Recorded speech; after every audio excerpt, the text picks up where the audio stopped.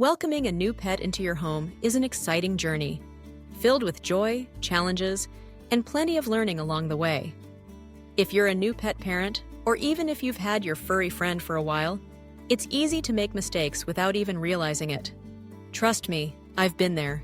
In this guide, I'll walk you through 5 of the most common pet care mistakes I made, and share what I do differently now.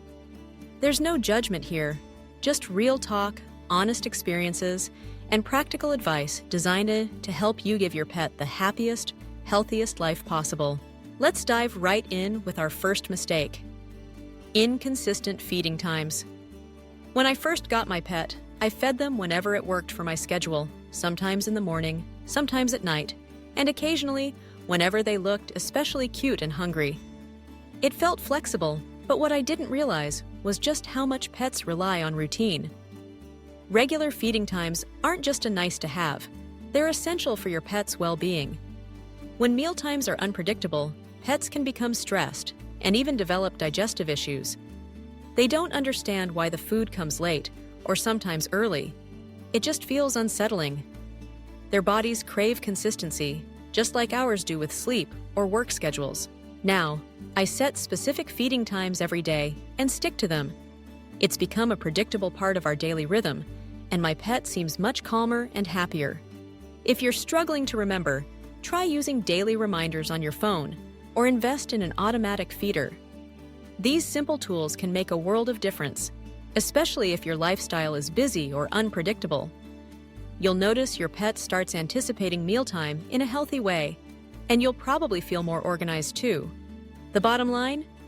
Consistency reduces stress and keeps your pet's digestive system running smoothly. Next up is a mistake that caught me off guard: skipping mental stimulation. I used to think that a daily walk or a quick game of fetch was enough to keep my pet happy. Physical exercise is important, but pets, especially dogs and cats, need mental challenges to stay truly content. Boredom is the enemy here.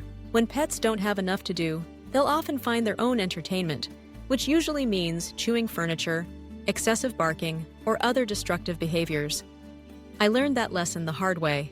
These days, I make sure to include mental games in our daily routine. That could mean treat dispensing puzzles, snuffle mats, or even simple DIY games like hiding treats around the house for a sniff and search. Rotating toys regularly also helps keep things fresh and exciting. You don't have to spend a fortune. Many enrichment ideas are easy to make at home. The key is to engage your pet's brain just as much as their body. Not only does this prevent boredom, but it also builds a stronger bond between you and your pet. After all, a tired brain is a happy brain. Mistake number 3 is one that took me a while to spot: ignoring body language. Early on, I missed the subtle cues that my pet was anxious, scared, or uncomfortable. Pets communicate primarily through body language, not words. Things like tail position, ear movement, eye contact, and overall posture speak volumes about how they're feeling. I used to think my pet was just being stubborn or shy, but in reality, they were trying to tell me something important. Now, I pay close attention to these signals. If my pet's tail is tucked, ears are pinned back, or body is tense, I know it's time to slow down and give them space. On the other hand, loose bodies, wagging tails, and soft eyes mean my pet is relaxed and happy. Learning your pet's unique cues takes time, but it's absolutely worth the effort. By responding to their signals, you help them feel safe and understood. It also helps you spot potential health issues early. Sometimes a change in body language is the first sign that something's wrong. On to mistake number 4, not socializing early enough. I waited too long to introduce my pet to new environments, people, and other animals. The result? My pet became wary and hesitant around new experiences, which made outings stressful for both of us. Early socialization is crucial, especially during your pet's formative weeks and months. It helps build confidence, reduces fear, and sets your pet up for a lifetime of positive interactions. Now, I take a gradual approach. I start with brief, positive exposures to new sights, sounds, and smells. Whenever my pet remains calm and curious, I reward them with treats or praise. The goal isn't to overwhelm, it's to create positive associations. If a new situation is scary, I back off and try again another day. Remember, every pet is different. Some need more time than others. The key is to be patient, supportive, and consistent. Early socialization pays off in the long run, making everyday adventures more enjoyable for you and your pet. Mistake number 5 is skipping vet checkups. I used to assume that if my pet seemed healthy, there was no need to visit the vet. Unfortunately, many health issues aren't obvious until they become serious. Regular checkups are your best defense against hidden problems. They allow your vet to catch issues early, when they're easier and cheaper to treat. Annual exams also ensure your pet stays up to date on vaccinations and preventative care, which is vital even for indoor pets. Now, I schedule routine visits, even when everything seems fine.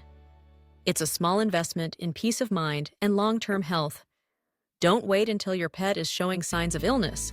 By then, treatment is often more complicated. Regular checkups create a track record of your pet's health, making it easier to spot changes early on. Plus, your vet can offer advice tailored to your pet's specific needs, from diet to dental care and everything in between.